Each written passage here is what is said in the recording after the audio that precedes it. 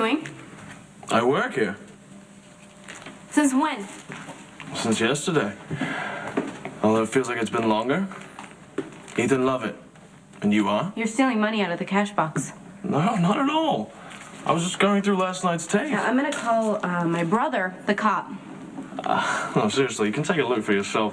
The receipts are a mess. Detective Spencer, please. All right, everybody put it down. Lulu, put down the phone. Ethan, put down the money. What is going on here?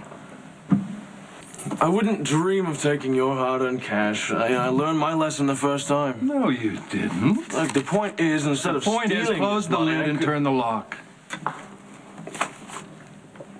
There. See, was that so hard? Back up. He's stolen from you before? He tried the night of that mess at the hospital. Kid has the makings of a first-class grifter. Ethan Lovett, meet my daughter, Lulu. That explains a lot. Since when do you hire people who rip you off? It's a long story, love. Maybe you would like a drink while you're hearing it. Slick here robbed me of a loaf of bread, and I followed the crumbs to a nice little dive in Old Town, and I got it back with a stop off in the Greenfield jail. Yes, I've made a lot of mistakes, but thanks to your old man, it all worked out for the best. How did you get sprung this time? Tracy. And brimming with the spirit of forgiveness, he offered me a job here at the casino. So you handed him an open invitation to steal from you again? I like his style. I'd rather have him working for me than against. And Tracy is crazy about the idea, so how could I argue? You argue with Tracy all the time. Listen, she told me about that ordeal at the hospital. I'm so sorry you went through that. I wish I'd been around to help. No, it's fine. I know you would have if you could. He certainly would have. When you're his beloved daughter, and Tracy, she's just... That's Mrs. Spencer to you, Casanova. Forgive me. Mrs. Spencer is 1 in a million. 1 in a million. Well, you and I know it's snake oil, but Tracy... I mean, it's taken me years to put one over on her. This wily weasel had her suckered in from hello. I resent that. Popsicle. We were just talking about you. Yes, I believe you called me a sucker. Well, let's face it, you do fall for every silver-tongued word that comes out of Tall, Dark, and Gruesome. This from the man who led the poor boy astray. The poor boy. I appreciate your faith in me, Mrs. Spencer. Oh, call me Tracy, please. Tracy. Your husband is an absolute inspiration, and I'm sure you wouldn't have married him if he weren't. You're far too kind. And larcenist. Don't forget larcenist. As my prime investor, I should think you'd like to keep your eye on whose hand is in the cookie jar.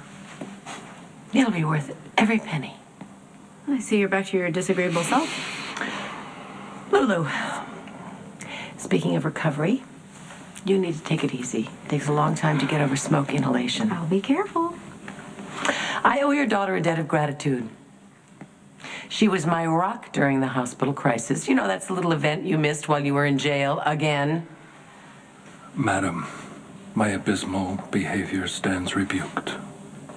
Now, if you'll excuse me, I have people to do and things to see. Actually, no, you're coming with me. There is havoc hovering on the horizon, and you and I need to strategize. Oh, my interest is piqued. I had a very disturbing discussion with Daddy, and I will fill you in on the details. Did you luck into such a great dad?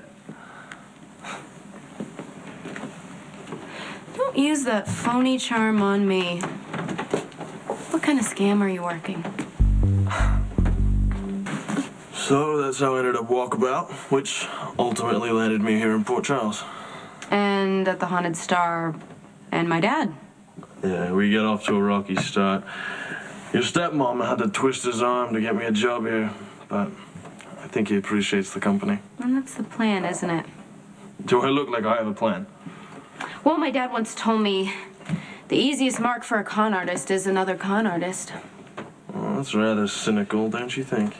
Well, he knows that you're working Tracy, but he can't see that you're working him too. Of course he can. He caught me with my hand in the till. No, he thinks that you're a thief, and he's not looking past that, but I am. Well, you need not look much further. There's not much there. Well, it's obvious that my father's not Father of the Year material. He was in and out of my life and my brother's, and he got a lot of flack for it over the years. Well, I'm sorry to hear that. And then you show up acting like he's your hero, and all you want to do is learn from him and emulate him. Of course he's gonna lap that up. If you really think I can pull one over on your father, you don't know him very well. And you do? We're jealous. I'm just trying to protect my family. Well, don't worry. Luke and I may be two of a kind, but I have no intention of trying to take your place in his life. Okay. This isn't over. Not by a long shot.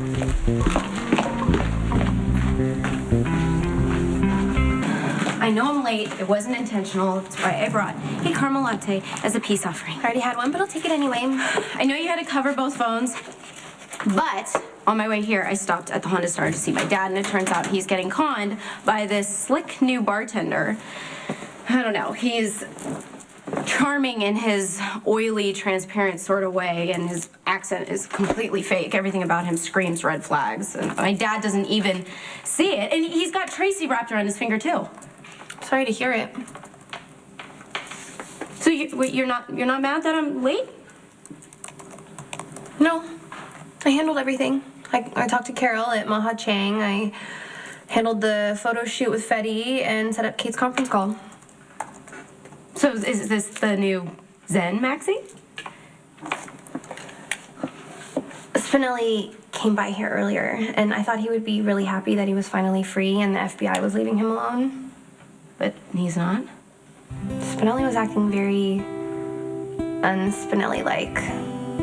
It just got me thinking that maybe he told me everything was okay so I wouldn't worry.